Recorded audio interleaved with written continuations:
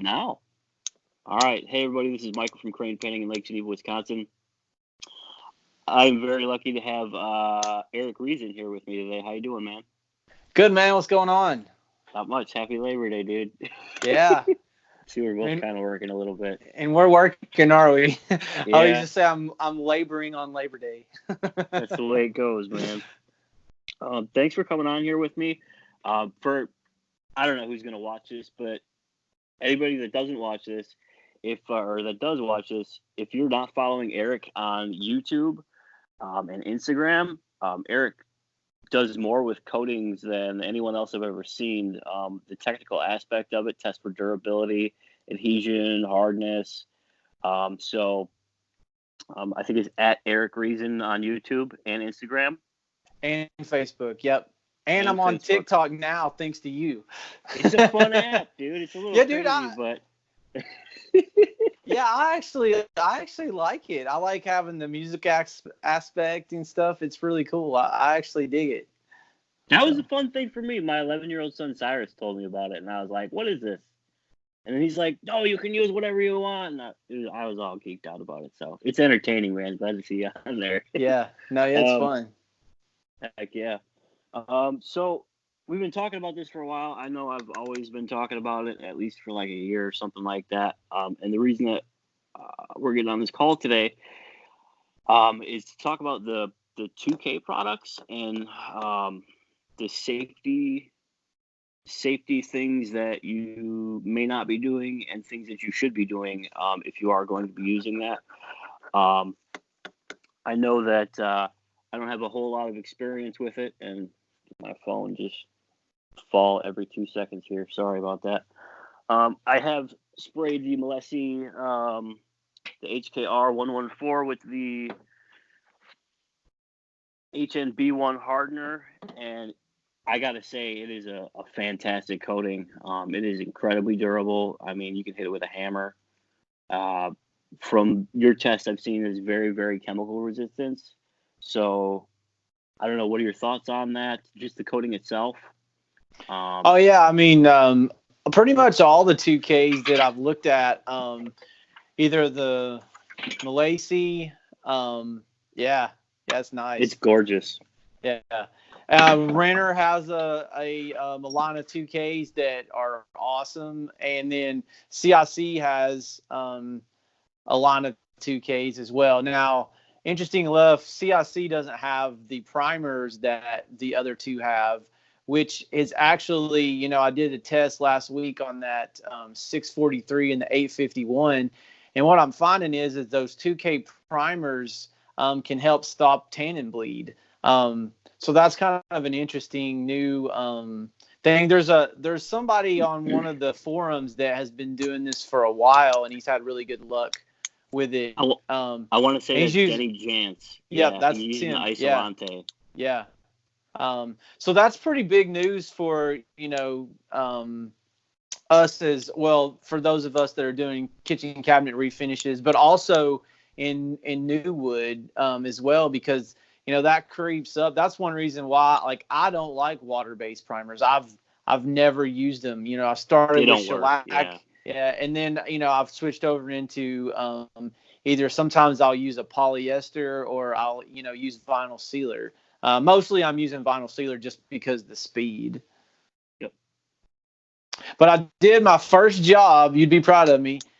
First two jobs the other day, it was all in water base. I used the new Malaysia 1K Universal Primer, and it actually blocked some of the bleed. Now, I don't know how well it would do in a refinish or if it would be a good thing to use there, but on whitewood it worked really, really well.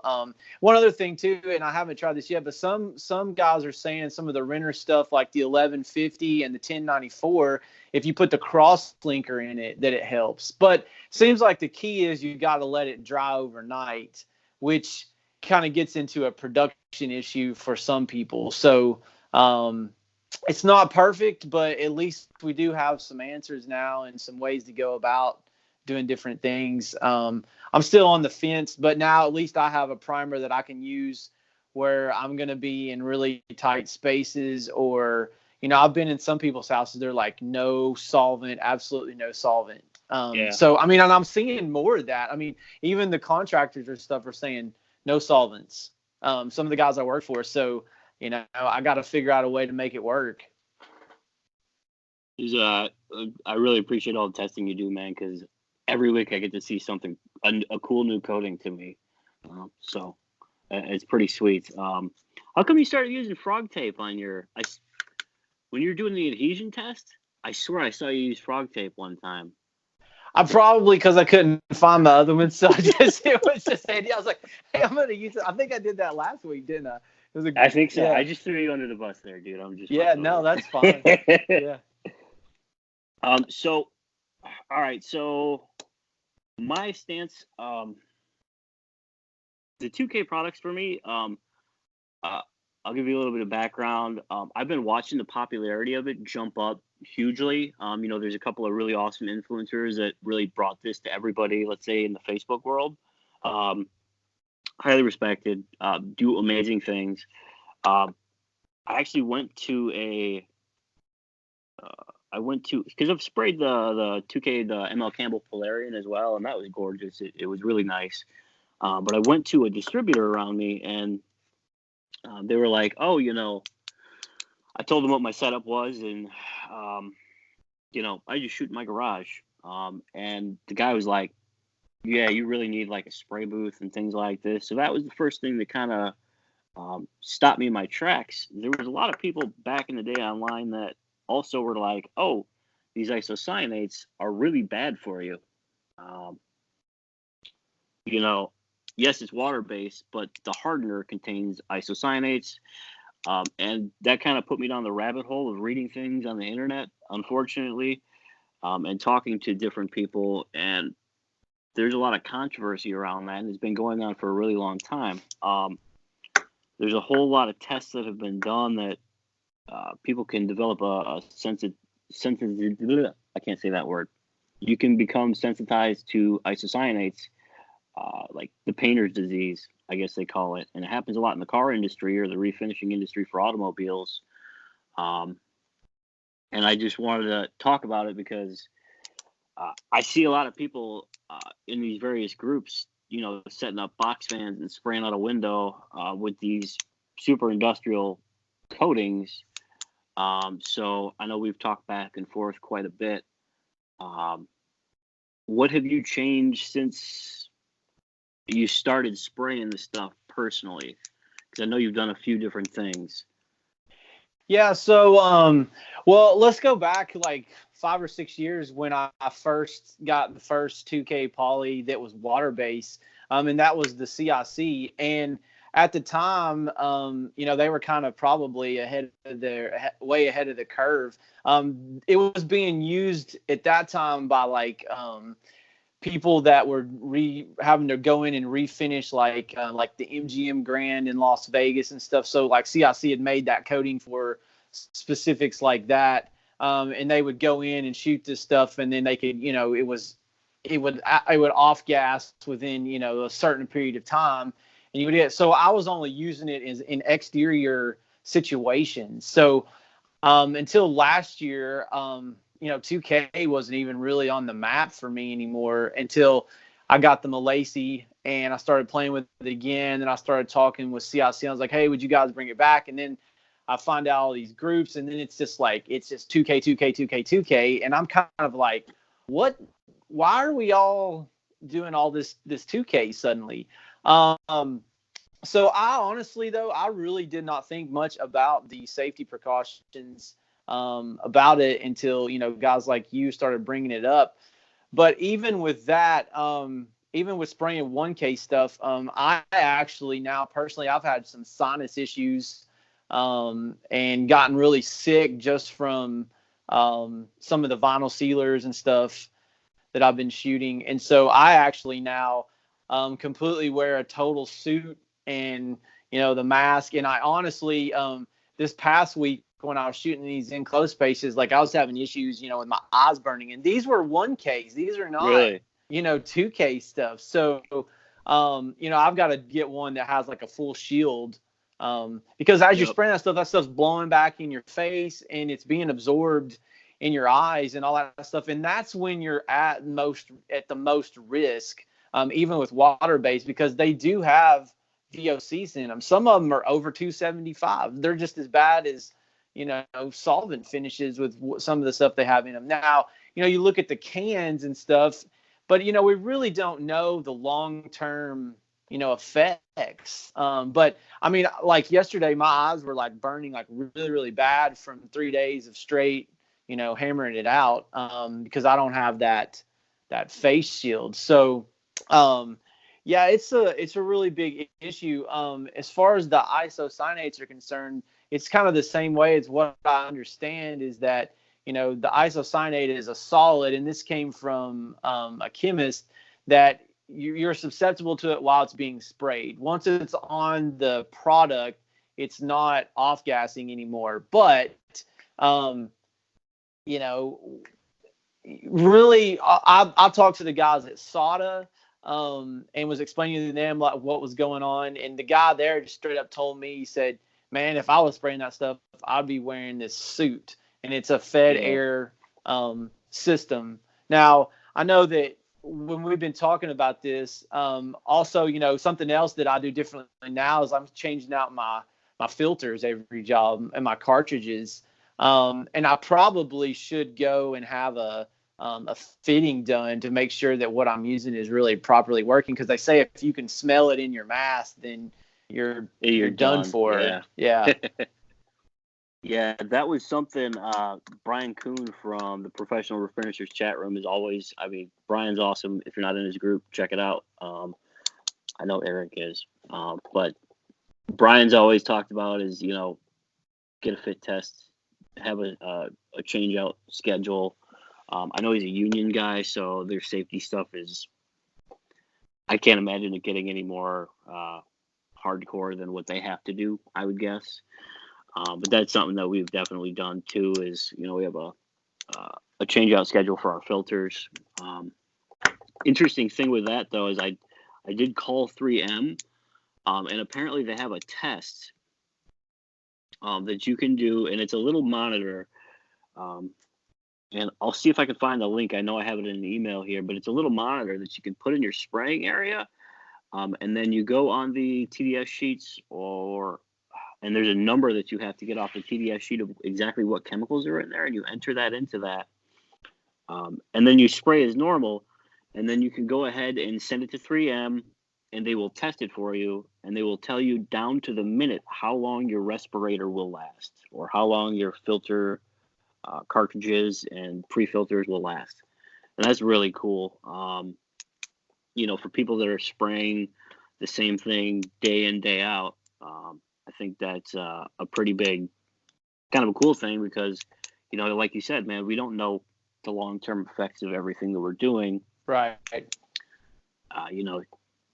We get to see some pretty old painters online, which is really cool, but how many aren't online that we don't get to see because, bad things happen. Yeah. This can be a dangerous thing. So, yeah, my grandfather was a painter.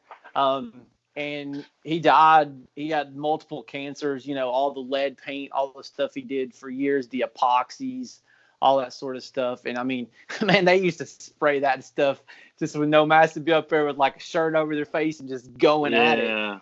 But, and he did like water tower stuff. So it was pretty serious business. I've always wanted to paint a water tower, man. I don't know why. I got that thrill seeker in me. I guess so, man. I don't like heights, man. I got like a 12-foot limit. Oh man, I had a guy that worked for me that had that one time. Actually, it was like a 6-foot limit, and he didn't tell me until I was like, "Get on the ladder." It was funny. Anyways. Yeah. Now I can get in a lift, but like I don't like those. Have you ever been in like a genie lift? Yeah. It's just like the one man, them things like swerve. No, dude, I do not like that. Gotta get tied off and everything like that. But now if you get one of those with the platforms and stuff, like I can go up pretty high, but I tell you, man, I don't know. It's like once I get past like 12 or 16 feet, I don't know. Maybe it's because I'm getting old, but like I feel like my balance is off. Well, the you get used to moves. it, but Yeah, it does. Yeah, that's the fun part. Well, hey, going back to what you were saying, man. So, whoop. Sorry about that. Oh, there you go. So one of the questions I had was just like, now you did go when you talked to 3M. So, what can you use a regular charcoal filter with these isocyanates? Like, So that's the thing. They're saying that obviously you have to know exactly what chemicals that you're using before they can give you a recommendation. Now, those are all on the TDS or the SDS sheets of the product of that you're spraying. You know, usually they're online or you can request them from your distributor. But they did say, and I've heard this from a lot of people, a lot of distributors as well, that realistically the air-fed respirators and the suits are the best things for you. sure. And they're saying that, you know, in addition to being in a spray booth. Um, you know, the reason that I brought this up and why I'm doing this video right now is because, you know, like Nick Slavik has a data point of that I can't, I don't know where he got it from. I think he got it from the PCA or the PDCA it was. And I'm going to touch base with them, but he said 80% of painting companies in the U.S. are 1 to 1.5 people in a truck. Everybody's small, so I can't really imagine that the majority of people online are huge companies. Right. Just going off of that number is probably people just like me doing things in my garage. Some people are doing things in their basements, in their house. And that's really why I wanted to bring this up, because with as much as it's been popularized, I don't want to popularize something and then 20 years down the road, like a whole bunch of people are really sick or dying because of it. So, Sure. I don't know. Yeah, I mean, look, I don't really use 2Ks that often. Like, I'm not sure what the reason that, look, I realize that it's really durable. And what I do is just like showing people. But I also, have people that watch my channel that are like, they have Trader Joe's accounts or they have, accounts with those. And so we're just, trying to look at, what's the solvent equivalent and when would you need to use these and in what application, and that's ultimately for them to decide. But like, look, for kitchen cabinets, I've actually only sprayed one complete job with 2K, and it was a huge job.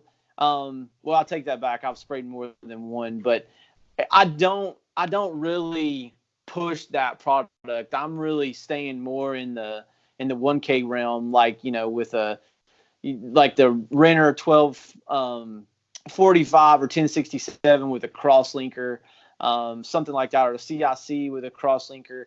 Or look, these last ones I did this past week, one of them was just with a CIC and the other one was just with the Malaysia 1K. And in the applications they were going in, they're plenty durable. So I think some of it is just like the obsession with as human beings want the best, so you feel like you can charge more. And plus, you know what, man, those polyurethane products, man, they look so nice. It's like the closest that you can really get to like a solvent-based equivalent, especially in the pigmented stuff. Because my opinion is still water-based is good, but like I can still get a better looking finish and that tighter look with a solvent than I can with a water base. Now, if you're shooting flat, you can get similar, but like, Malaysia is probably the one that's kind of pushing it the closest to those. Their 1K, I mean, it's pretty stinking close to a solvent finish. So I think that's where everybody's getting hung up, and rightly so. But I mean, I think that you've got to realize that, it does contain these isocyanates. And if you're going to be doing it and you're going to be doing it in people's homes, we really do need to be looking at the safety ramifications and how to do this right. Absolutely. I know all this research and stuff that I've been doing has just changed, like you're talking about. We're going to be wearing suits from now on. Your skin is an organ. I never really Yeah. considered it before, man, but it's like, wow, it really does make a difference. So, um, I don't know. I mean, I'm I don't starting to know. get a lot of. Go ahead. So I don't know, because I go through periods where like I may not spray for a couple weeks because not only do I do refinishing and work, do some contracts with some other builders, but I also build myself.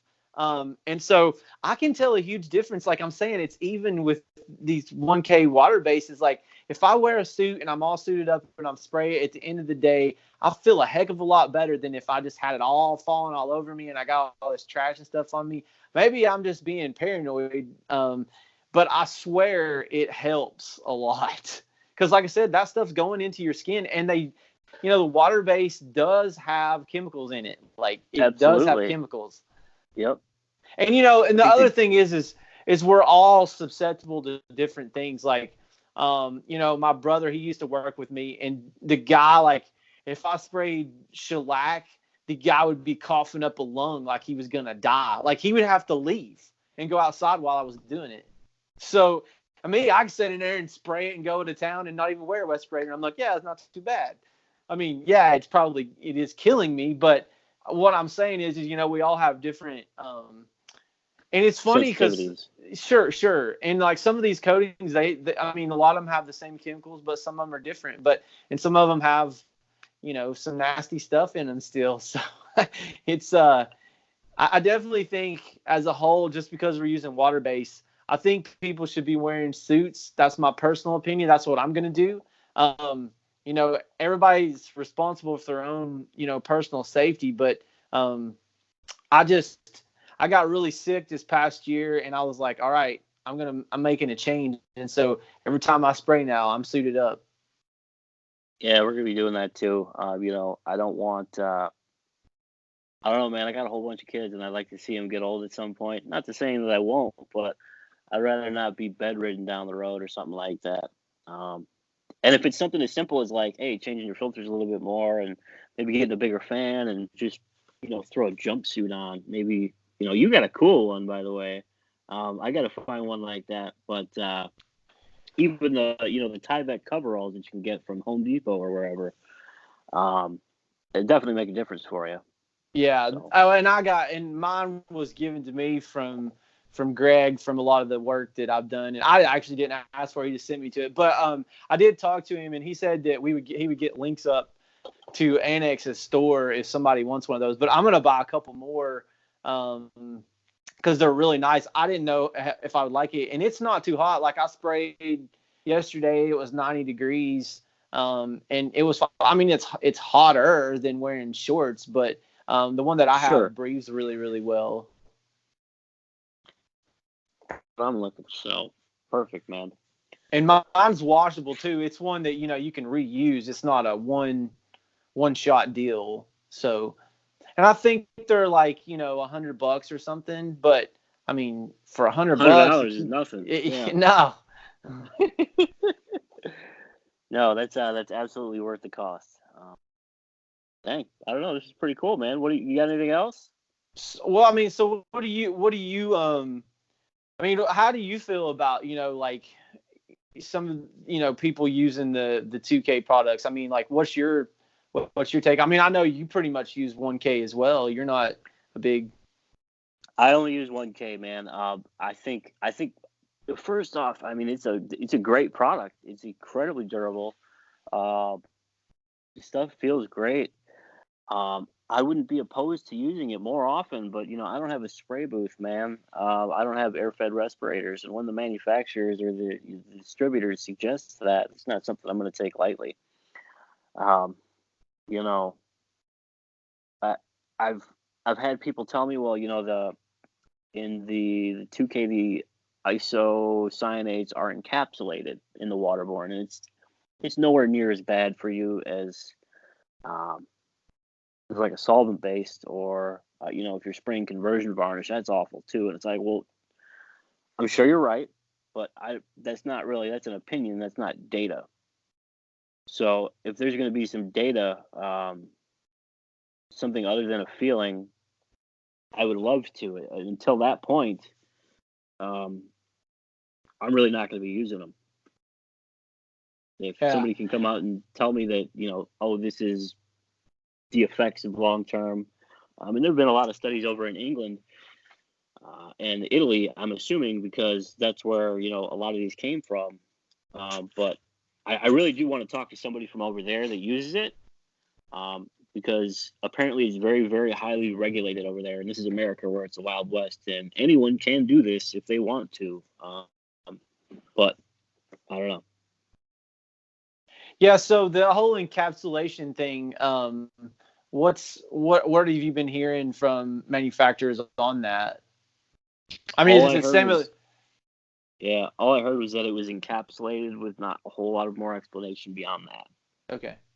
Yeah, I mean, the way I understand that is, and if someone wants to correct me, that's awesome, because we're basically here to throw this out there, and hopefully people will chime in with more information and just have a more realistic discussion on this. Yep. But so what I understand is that basically what I said earlier is that because it's a solid, when it goes and gets mixed in, you're really only at risk when the vapors are so it's in a vapor form. So when you're getting overspray. So once it's on the product, at least with the water base, you're all, at that point, it's just off gas and VOCs. You don't have the isocyanates, which is different with the solvent based material, because the solvent has isocyanates in the resin and in the hardener. So that's when you hear guys talking about it gases off in 24 hours or 12 hours with the Malacy.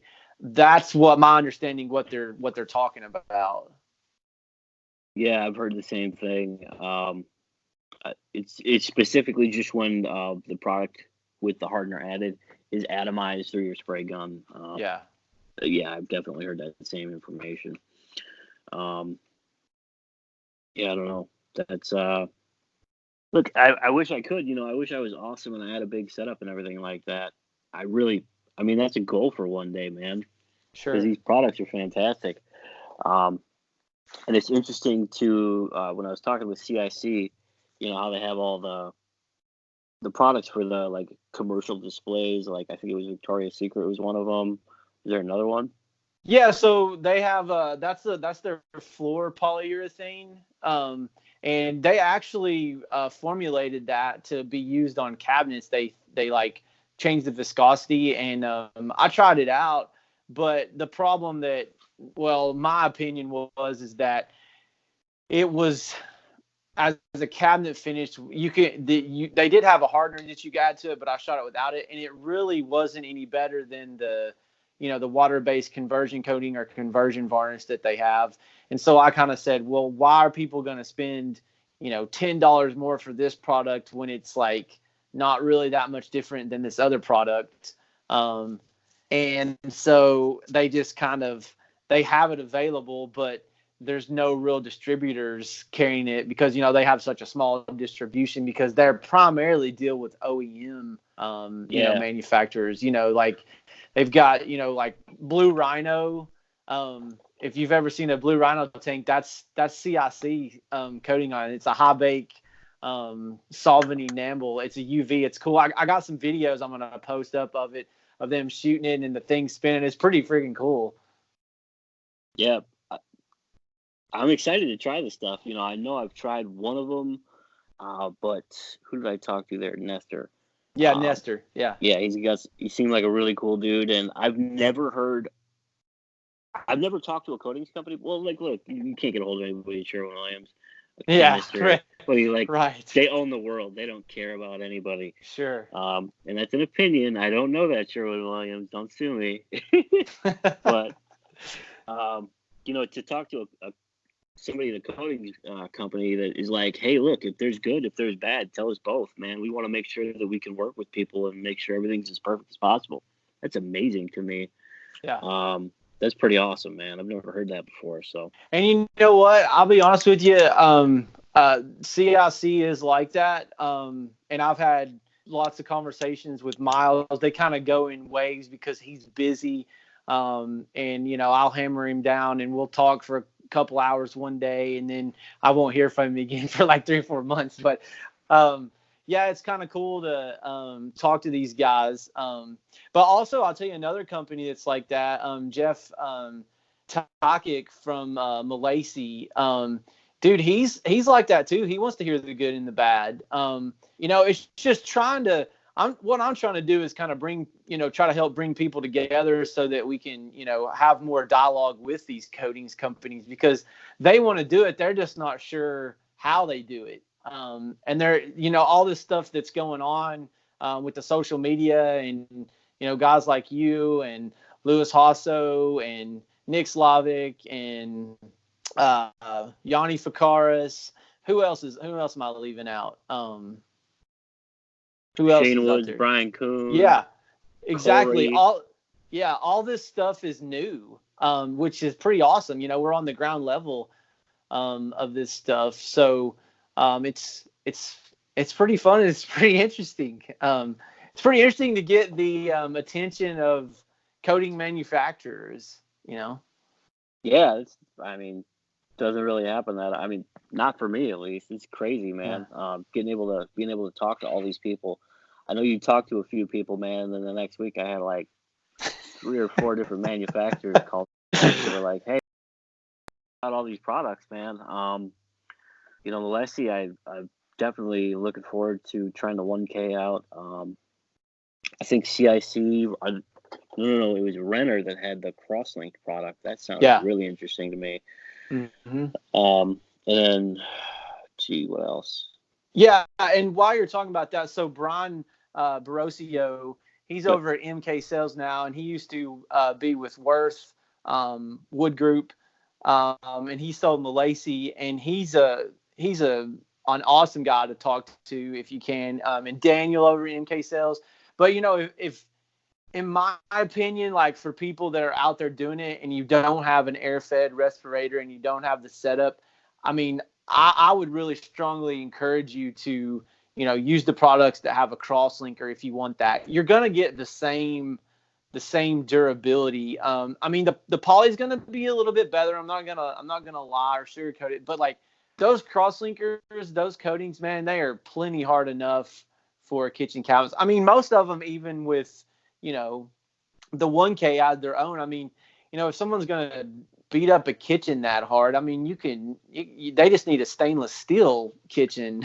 Yeah. You know what I mean? It's like I've seen brand new cabinets that were less than a year old straight from the manufacturer that were just tore up. And it was just because the client was super duper hard on them. Sure. Summer house type situation. But one thing, and I don't know if I've ever mentioned this before on camera, but when I do a job, I actually got with CIC and I was like, what do you guys recommend to clean this product, with? I do all the crazy chemical testing and stuff like that, and it's a lot of fun. But what they recommended was the Bona wood floor cleaner, because it doesn't have waxes and stuff in it. Okay. And so when I do any kitchen or anything, like I just build it in there and they get a free bottle, and I say, this is what you clean your kitchen with. And 9 times out of 10, because down here in Nashville, it's the land of the hardwood floors, which I personally don't like in a kitchen. That's why I have tile in mine. But for 90% of the rest of us down here, it's all hardwood floors, and they already have that product. So it's perfect. Where you got to watch it is you get into some of these, homes that are being cleaned by, staff and things, and you kind of got to have a discussion, with them about that. I've seen some crazy stuff, like people cleaning with ammonia, and it's sometimes you wonder like what's going through people's minds. I just put oven cleaner on my cabinets. What's wrong? Right. Okay. They look really dirty. I don't know what to say. Don't do that, people. Oh, snap. Well, cool, man. Got anything else you want to talk about? Oh, I know one thing real quickly, since you brought up the crosslinkers. So I went to the general finishes class a while ago, and I was like, do you guys have this product anymore? And they said, no, they don't. That it's added into the product already, into their poly. So, I don't know. Yeah, some of that goes on. Like for instance, the CIC conversion coating already has some cross linking added to it. I don't know about the other ones, but we kind of got off. We were talking about the renter, but yeah, I would strongly encourage some people that if they have access to the renter stuff, it's awesome. Matter of fact, I got a box sitting over there that I'm gonna run a whole job just in completely renter with that cross linker yeah, there you go. You sent that to me. 1094. Yeah, Yeah, I know a lot of people like that 1094, but honestly, I mean, it's great, but I wasn't the biggest fan. I really liked the 1245 and the 1067 better. Just I mean, to me, it's like if you're gonna pay the same amount for the coating, you might as well get the better one. You know what I'm saying? Like it's kind of yeah. yeah. So I know a lot of people are using that 1094, but yeah, I was kind of ho hum about that one.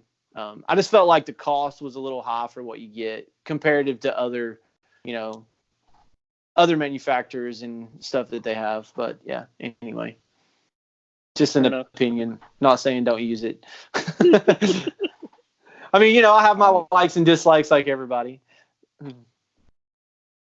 Absolutely.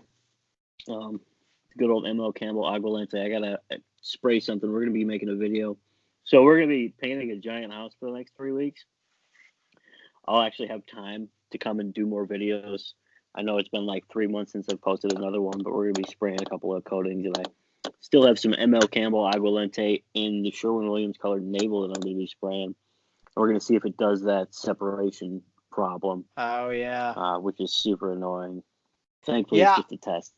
I swear, I don't know how people that use that stuff all the time, like, I would bang my head against the wall because it's like, I mean, it seems so inconsistent. Sometimes it's perfect, sometimes it's not. Right. Yeah. So what is the deal with that? I don't know, man.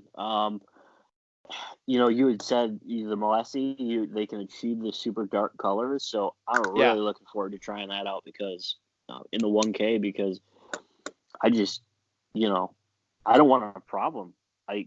It's super stressful when you're on a deadline and it's like, oh, all of a sudden I've got little spots everywhere. What the hell am I supposed to do? Right. It's a Saturday and I have to get this done. And so here's the deal with that. Here's what I found out on why that is the case with the American coatings and it's not with the European coatings. Okay. So it has to do with the colorants that are being used. So most of your American are using like a 892 colorant, which is just a stock colorant. So both Renner and Malacy, they have their pigments ground, okay, by either themselves or another company, and so they work better with the water-based coating. Does that make sense? So it's not just a random and there's other colorant numbers too that you can dump, and so basically I think the way I understand it is that they have the same resins in them. So whatever the resin that they're using to make the coating, that's in the pigments too. So you don't get all this washing it out and the separation, and it doesn't thin it out so bad because their coatings are a higher viscosity. Now I will tell you that a white Malacy takes more atomization than a dark Malacy color because the same thing's going on. And it works the same way too in the solvent worlds. Like reds and yellows and stuff have always been an absolute nightmare. Oh yeah. Even in that world. And so, the hard thing is with the dark colors is really the best way to do it is to get your color and then put a clear over it. That's really the best way to do it. But sometimes, I don't know, dark colors are popular and it's just more work and it costs more money to do it that way. Yeah. I absolutely won't do any dark colors anymore without clear coating them, just because I've learned my lessons there. So. Yeah, that's the whole reason why I do like the, my go-to is 2 coats of the vinyl sealer because I can have it tinted exactly to whatever color and then 2 coats of clear. Now, one thing I will say with the European products is that a lot of people are confused about how to apply them. They really promote a system of one top coat because you're putting it on at 4 or 5 wet mills, which is a lot more than what we generally put on our, standard, American coatings. So, they really recommend, 2 coats of sealer and 1 top coat. And the reason they recommend that is because the top coats have waxes and things in them. And if you don't scuff them really well, you can have adhesion problems or sand them, whatever you want to call it. So is that with the 1K and the 2K? Because I know with this one, man, I called you up and I was like, hey, buddy, what do I do with this? And you told me just to hammer it. So I did, and it looked so ugly and orange peely, and I was like, this is going to be awful, man. And then it dried, and I was like, holy crap, this is perfect. Yeah. Well, now they do have some 1Ks, and their 2Ks, some of them are self-seal, and you can use them, but they're really, like, if you really drill down and you talk to them, they really suggest 1 top coat.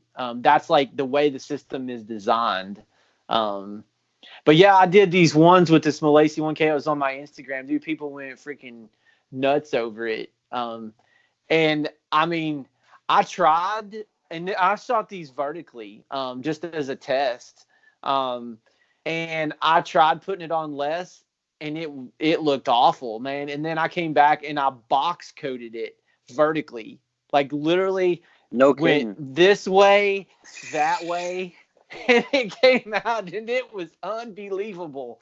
And I was like, you got to be kidding me. If I did this with another coating, dude, I'd had curtains, coming down from the thing. But hey, you know what? Like, that's the way that it's made, and it's kind of different for a lot of us. But renters is the same way, man. Talked to Daniel over MK Sales, and he said that's the way they train them, is to absolutely hammer it. And that's another thing that's kind of confusing too, is like, that I'd like to bring up, is that, look, water-based does not look the same when you shoot it out as a solvent. Like, you see these guys shooting conversion varnishes, and it comes off the gun and it looks like a piece of glass. Okay.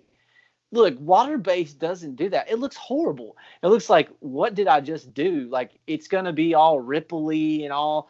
And, it's in the coating technology on how that stuff lays out. I hate to say it, but I can shoot 3 different products and they come out differently. And it's the same guy shooting them. So it's whoever's got the best chemistry. Yeah. I was blown away by that Molessi, man. I was like, holy crap, this is ridiculous. I did hit that oak door because I was just like, I want to see what it looks like, and I just flooded it way too much. Yeah. So, all the bridges, it's no bueno, but it looks cool. Yeah. Yeah, but they want you to hammer that stuff, man. It's crazy. I'll just have to up the order. That's okay. And it does not look good, man. When it goes on, it does not look good. Well, so I know with me, it's going to be a little bit of a learning curve because I've been spraying the super thin stuff like the GF Poly and the Agualente and the Chem Aqua. So I've heard a lot of people have trouble spraying that because it's so thin and you can run so quickly. So it's going to be interesting to me to try this other stuff because it sounds like it's a thicker coating and you have to apply it heavier, and it sounds like you get better vertical hang. So it'll be a fun learning curve. Well, I think a lot of that, though, has to do with, like, it depends on what your background is. Me coming from shooting solvents and then shooting the thinner water bases, it was like no factor. But if you're used to, like, if you've been on the other side of the coin and you've been painting and you've been using, Sherwin-Williams urethane and Advance and latex paints, you go to a Chem Aqua and you're used to shooting out of an airless, dude, I think that's what it is. It's funny. I talked to a guy out in California and he was like, man, I'm having problems with the CIC stuff. I was like, well, how are you shooting it? And then I realized that he had been shooting Advance before. And I said, you know what? Honestly, why don't you go to the renter stuff and try that on a job? Because I guarantee you, based on the me talking to you and the way that you're shooting this stuff, it's probably going to be more towards your style. In terms of what you're used to. And he called me back 3 days later. And he's like, you were exactly right. And so I've found that to be true. It just depends on the world that you come from. So like for me, it was difficult to understand that I've got to put this on so thick because it wasn't looking like what I was used to, Yeah. with the thinner stuff. I assume that I'm going to have the same issue. So I just got to tell my crazy to calm down a little bit. Yeah, dude. I mean, look, just put it on heavy, man. Just hammer it. I'm writing that one down because I know I'll be like, it's too much. It'll be fun. Yeah. And it's funny now. I've kind of gotten used to it. Now I can switch back and forth between these coatings, and it's not so bad. But it's interesting. One of the things I'm going to do that I think might be fun is I'm going to take kind of after I've gone through a lot of these, kind of take my 3 favorites and shoot them on boards and send them out to some of you guys and pick your favorite.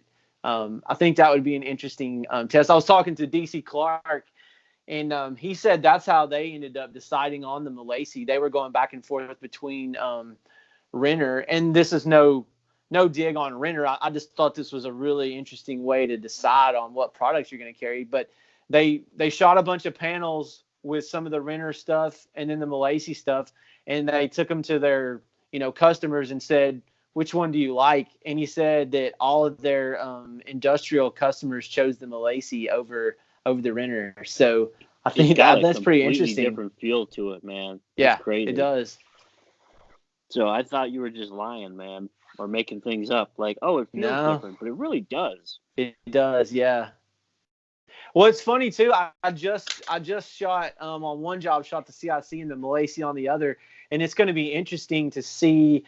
Because these guys I'm working with are new, and I said, I'm going to shoot 2 different coatings, and I want you to just decide which one you like better. So it'll be interesting to see. I mean, and they're pretty close, but I mean, I don't know, dude. That Malaysia, like, it just has more of that solvent feel to me. And I'm everybody knows that I'm a CIC fan. Yeah. So, but I mean, look, I just call it like it is. And I've told those guys, I was like, you guys need to look at some of these new coatings and, make some adjustments if you want to stay in the game, because, I mean, that's the reality. Absolutely. So what do you think is going to happen within the next 5 years in the coatings industry? Being that we can actually talk to manufacturers now, which is like crazy. DC Clark is absolutely the man when it comes to getting things out. I've never heard a bad word about that dude. I mean, I asked for a sample and he had it out like 2 days later. It was stupid fast. Yeah. How do you think things are going to play out in the next couple of years?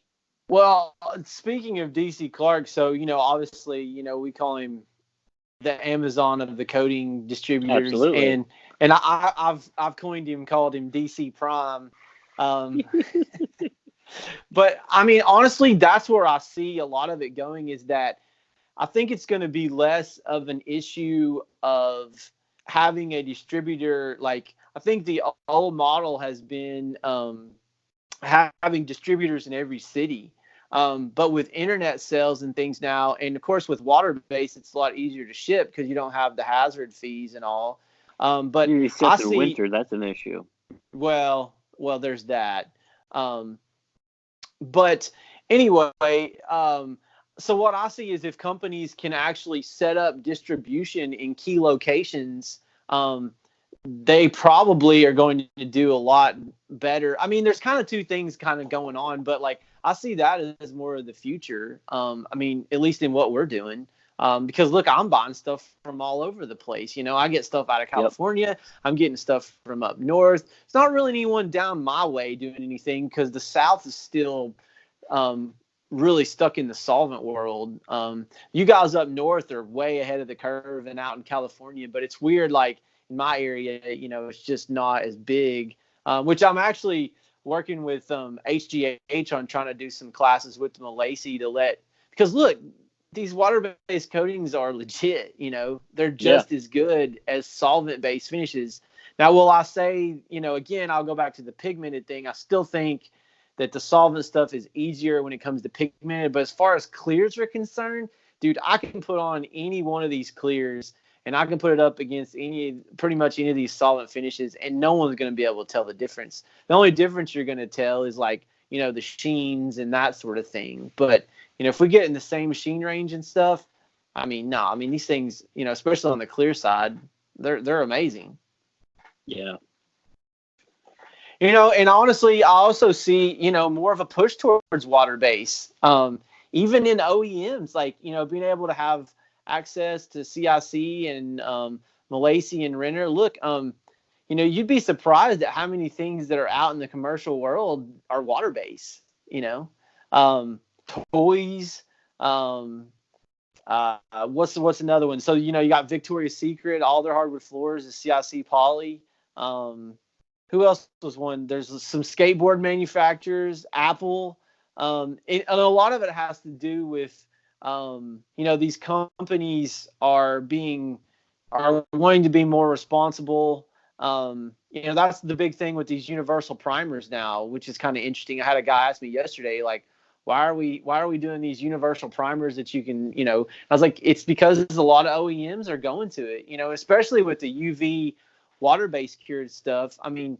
And I was talking to Ty over at Finishing Solutions in California. He was saying they've got some IR stuff that, like, he's got a guy that's shooting Sayerlac, and they shoot it running through the IR oven or whatever they have, and it's completely cured in 3 minutes, and they're packing this stuff. That's amazing, dude. You can't do that with solvent finishes. Oh. Like, it's got to bake in an oven for at least 30 to 45 minutes, whereas you can take some IR technology or even the UV stuff, and it's on a flat line and it's just going chuck, chuck, chuck, chuck. But with the IR stuff, you can set it up to where you put it in a room, and in 3 minutes it's cured. Like, that's unbelievable. So I think a lot of is going to drive the water-based stuff too. But it's pretty interesting.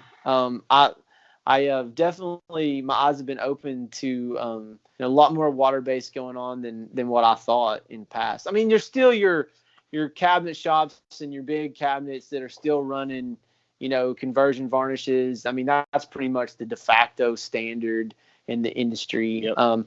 But around here, what's interesting is the smaller shops have switched over to the 2Ks because they can do a 2-coat system, whereas they were doing 3 and 4 with the conversion varnishes.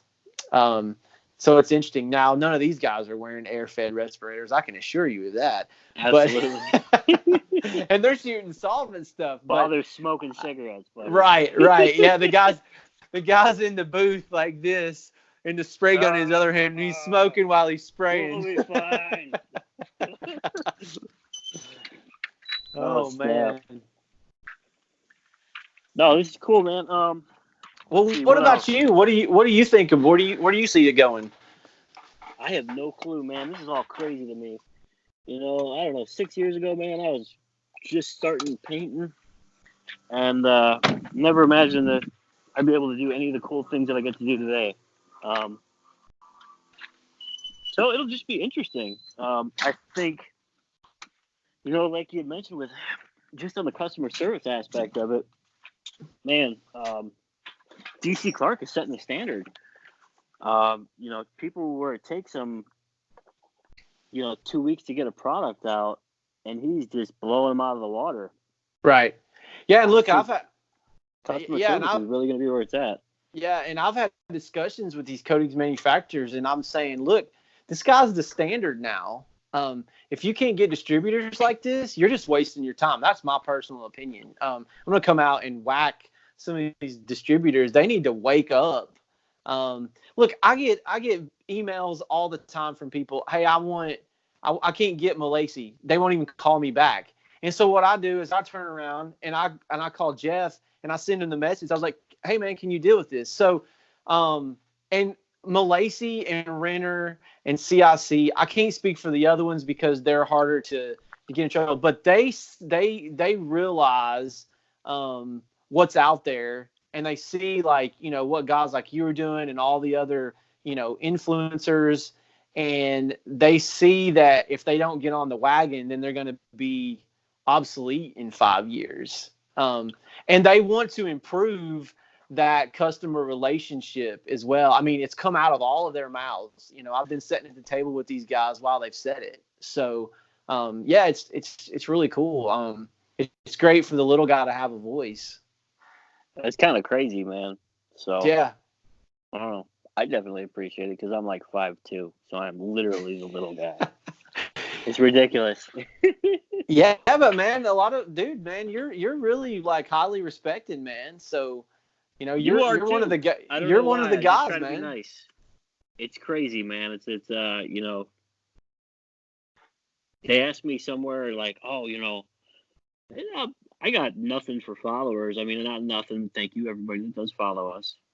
We appreciate it, but there are people like ZK Painting with like 15, 20,000 followers, and I'm like, man, some of the Fine Paints of Europe stuff he does. So I'm just putting things on the internet. That's about it. So it's entertaining to me that this has all happened. I don't know. It'd be really cool to see what happens in the next 5 years. Yeah, who knows? We may be dead. Right. I don't know, man. Maybe Armageddon or something like that. Maybe there'll be a meteor. It'll be all right. Yeah, but I mean, look, there's some people that are really, I mean, really doing a lot of stuff behind the scenes. I know Lewis Hasso for one, like, Yep. he's been leading the charge on a lot of this stuff, man.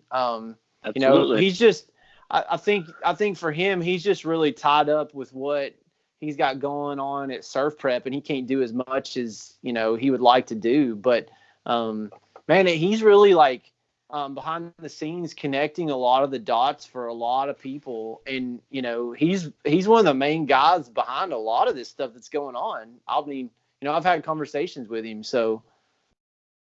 No, and it's a good thing too, because, people get to try new coatings and do new things. And, the internet, man, Youngstown Renovation just posted it yesterday, how much people can grow just by talking with people on the internet. And, sometimes I get to, I wake up in the morning and there's a message from, Michael from over in England, and it's really cool, man.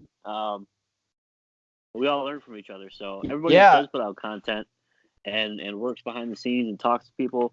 And thank you, because I'd be nowhere near where I am today without some amazing, amazing people on the internet helping me out.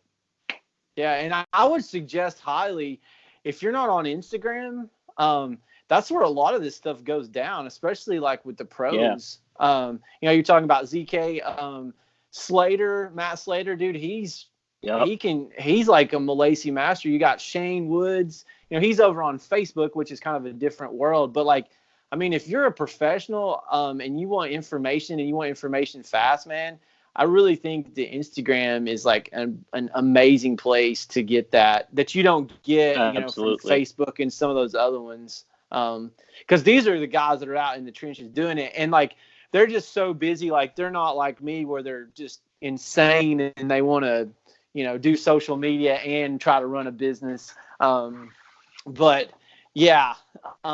And my thing is like, I'm not, Matt Slater, for instance, he's got employees. And so, he doesn't have time to do videos and stuff, but dude, he would be an awesome guy to do videos with.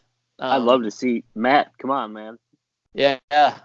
And, I mean, talking about Youngstown, I mean, dude, he said he just recently got like a GoPro and stuff. So he might be shooting some stuff, but dude, that guy works like a beast too, man. He's like 7 days a week, 12 hours a day. I mean, these guys are working hard. It's go-getters, man. I'm trying to take a little chill pill after too many years of going way too hard in the paint. So yeah, man, like I said, I'm just insane. I'm the dude that gets up at 4:00 in the morning every day. Too early for me, man. I need to get up at least 5:20, something like that. It'll be good. So with all the kids going back to school, it's something different. So I got to get up, go do my thing. Yeah, dude. On the weekends, like I've done like 4 hours of work before my family ever even gets out of bed. I just lost my. There you are. You still there, Eric? Yeah, man. I'm here. I got you. All right. Sorry, my earphones just died on me. All right. You want to wrap it up? Yeah, man. Hold on a second. Where am I? All right. You got any parting words there, sir? Just remember, test, don't guess. Absolutely. All right. And again, if you guys don't follow Eric, he's got YouTube, Instagram, TikTok, where he does really cool music things. We're hoping he does a really cool reveal with hidden talent that he has sometime in the future. Yeah, that'll be a funny one, won't it? Absolutely. All right. All right, man. Well, hey, dude, it was great talking. I feel like I did most of the talking, man. I should let you. That's all right, man. I'm awful at conversation for the most part. I know you've noticed. That's okay. Thank you for carrying it. I appreciate it. Well, dude, usually when we talk for like at least 45 minutes. So yeah, it's so interesting story.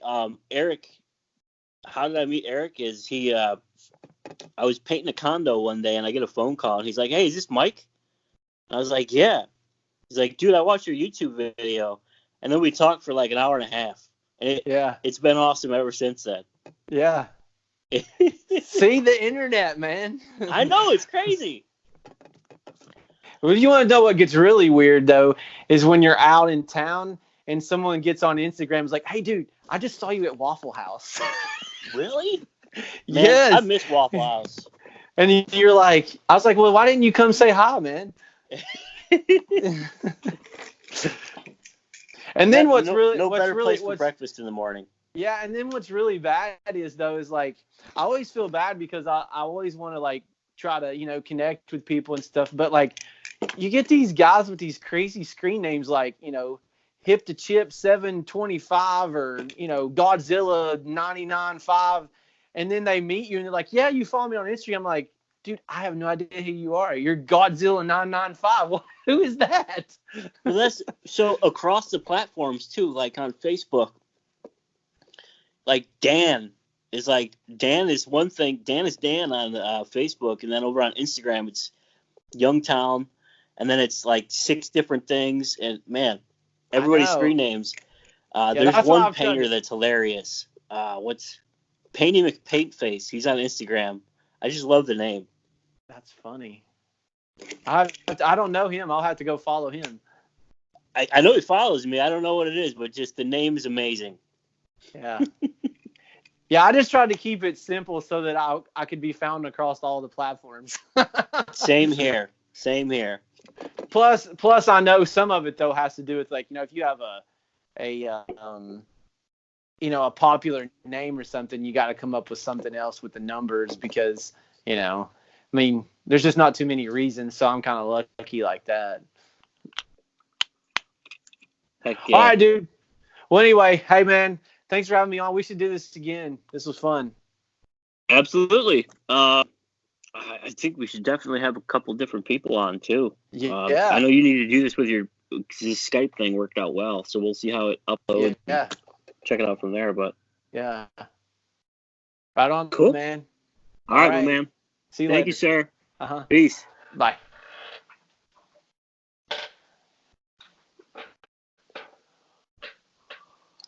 So how long?